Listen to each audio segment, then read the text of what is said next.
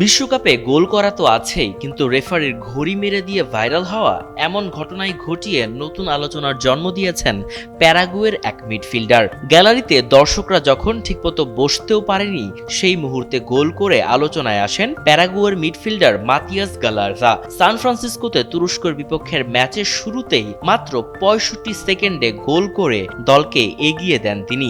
এটি এখন পর্যন্ত এবারের বিশ্বকাপের দ্রুততম গোল।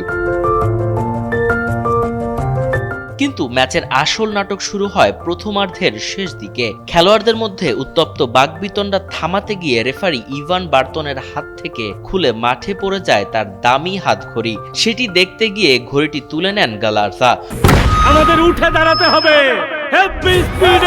সকল অন্যায়ের বিরুদ্ধে রুখে দাঁড়ানোর এনার্জি পার্টনার। তবে সরাসরি রেফারিকে ফেরত না দিয়ে কিছুক্ষণ ঘড়িটি নিজের হাতেই পড়ে থাকেন তিনি।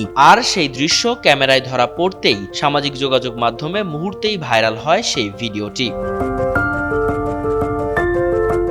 গালারজা যদিও পরে ঘড়িটি রেফারিকে ফেরতও দিয়েছিলেন, তবে তথ্য প্রযুক্তির উৎকর্ষতার যুগে কোনো কিছু ভাইরাল হতে তো আর বেশি সময় লাগে না। রেফারিকে ফেরত দেওয়ার আগেই গালারজার ঘড়ি পরার ঘটনা দ্রুত ছড়িয়ে পড়েছে সামাজিক যোগাযোগ মাধ্যমে। ঘড়ি ফিরিয়ে দেওয়ার পরও তাই তিনি তুমুল সমালোচিত হয়েছেন। এদিকে ম্যাচে আরো বড় নাটক তৈরি হয় প্যারাগুয়ের তারকা মিগুয়েল আলমিরনকে ঘিরে। ভিআর এর সহায়তায় ফিফার নতুন নিয়মে তিনি সরাসরি লাল কার্ড দেখেন।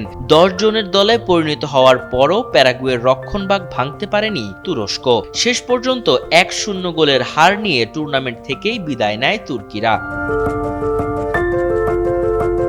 অন্যদিকে 2 ম্যাচে 6 পয়েন্ট নিয়ে নকআউট নিশ্চিত করেছে স্বাগতিক যুক্তরাষ্ট্র। তবে ম্যাচ শেষে সবচেয়ে বেশি আলোচনায় ছিল একটাই দৃশ্য। বিশ্বকাপের মাঝ মাঠে কয়েক সেকেন্ডের জন্য রেফারি সেজে বসেছিলেন মাতিয়াস গালারজা। মর্তুজা তানভীর, যুগান্তর স্পোর্টস।